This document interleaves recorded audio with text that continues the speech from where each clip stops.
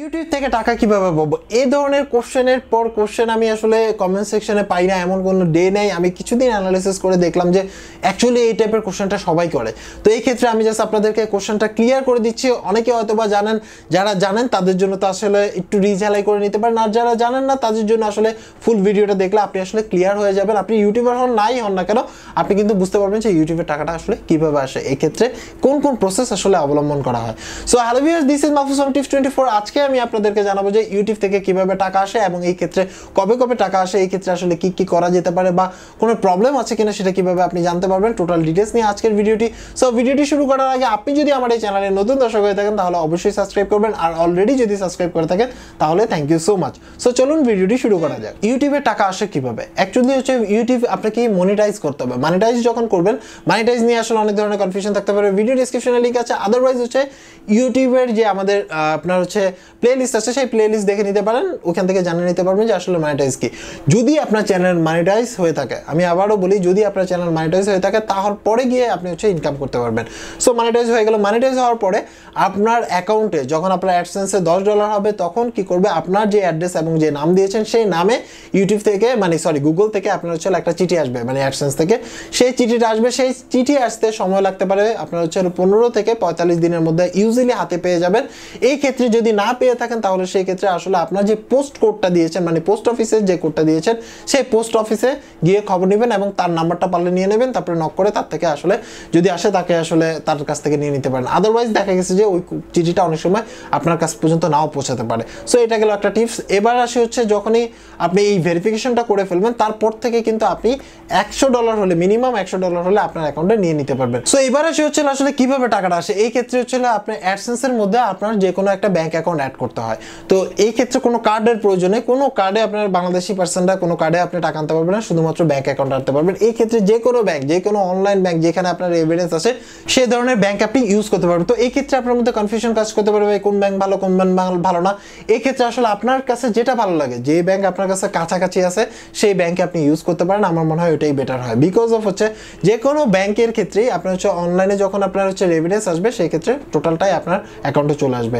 কিন্তু এই ক্ষেত্রে হচ্ছে আপনার কিছু ব্যাংকের ইনফরমেশন লাগবে, সেটা আপনি ব্যাংক থেকে কালেক্ট করে আপনি ইউটিউবে দিয়ে দিলে, মানে আপনার হচ্ছে অ্যাডসেন্সে অ্যাড করে দিলে, যখন আপনার $100 হবে তখনই আপনার কাছে টাকা সেন্ড হয়ে যাবে তা কিন্তু না। প্রথম মাসে তখন হতে পারে, পরবর্তী মাস থেকে প্রতি মাসের 21 তারিখে, অনেক সময় 21 তারিখে জায়গায় 22 তারিখ হয় বাংলাদেশি টাইম অনুসারে, বাট ওখানে 21 তারিখে থাকে। তো সেই ক্ষেত্রে 21 তারিখে আপনার এই টাকাটা, গুগলের যে টাকাটা, সেটা $100 উপরে হলে আপনার অ্যাকাউন্টে সেন্ড করে দেওয়া হয়। তো আপনার অ্যাকাউন্টে যখন সেন্ড হয়ে যায়, সেন্ড তো হলো, সেন্ড হওয়ার পরে সেটা আপনার হচ্ছে ব্যাংক রিসিভ করার পরে এই ক্ষেত্রে আপনার ব্যাংকের আসলে বিহেভিয়ারের উপর ডিপেন্ড করে। ব্যাংক যদি ফাজিল হয় তাহলে টাইম বেশি লাগাবে, আর ব্যাংক যদি কম হয়, মানে কম ফাজিল হয়, তাহলে আপনার অ্যাকাউন্টে টাকা তাড়াতাড়ি ঢুকে যাবে। এই ক্ষেত্রে হচ্ছে মিনিমাম হচ্ছে 1 দিন থেকে শুরু করে ম্যাক্সিমাম 5 ডেজ লাগে।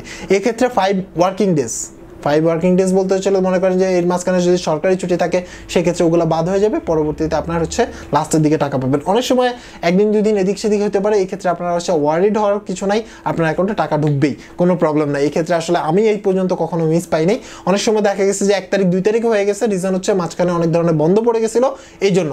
তো এই ক্ষেত্রে ডাচ বাংলা ব্যাংক যারা ইউজ করেন, আমার মনে হয় যে তাদের ক্ষেত্রে আসলে লেটেই টাকা আসবে, এটা কনফার্ম। কারণ আমি ইউজ করে দেখছি, এর আগে প্রথম তারা টাইম টু টাইম পেয়ে যেতাম, এখন আসলে 5 দিনের আগে তারা কখনোই আমার অ্যাকাউন্টে টাকা দেয় না। সম্ভবত যেদিন আসলে মানে রেট কম থাকে ওই দিন হয়তো দিতে পারে, হোয়াটএভার, জাস্ট জোক ছিল।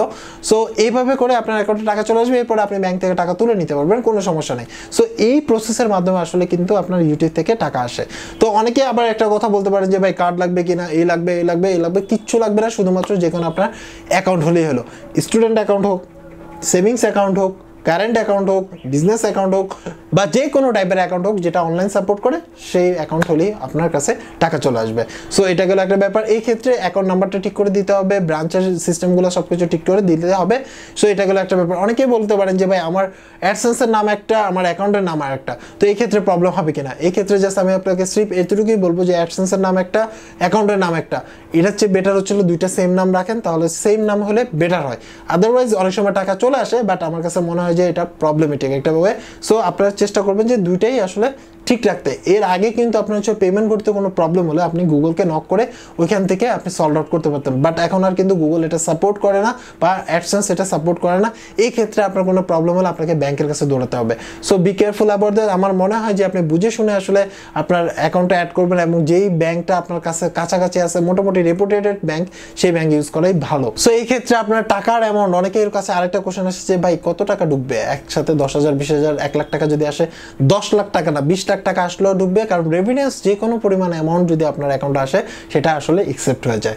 সো এটা নিয়ে আসলে অরিড হওয়ার নাই। স্টুডেন্ট অ্যাকাউন্ট দেখে 1 লাখ টাকার বেশি ঢুকবে না ওরকম কিছু না, স্টুডেন্ট অ্যাকাউন্ট হলে 10 লাখ টাকাও ঢুকবে, কোনো সমস্যা নাই। সো এই ছিল আসলে টোটাল ডিটেইলস। বুঝতেই পারছেন যে আসলে ইউটিউব থেকে টাকা কিভাবে আসে। সো আজকে এই পর্যন্ত। যারা এখন পর্যন্ত আমার এই চ্যানেল সাবস্ক্রাইব করে চ্যানেল সাবস্ক্রাইব করে নিতে পারেন। আর আপনি যদি ইউটিউবে নতুন হয়ে থাকেন তাহলে ভিডিও ডেসক্রিপশনে আমাদের প্লে লিস্ট আছে, সেই প্লে লিস্ট দেখে আপনি ইউটিউবে কাজ শুরু করতে পারেন। সো সবাই ভালো থাকবেন, আল্লাহ হাফেজ।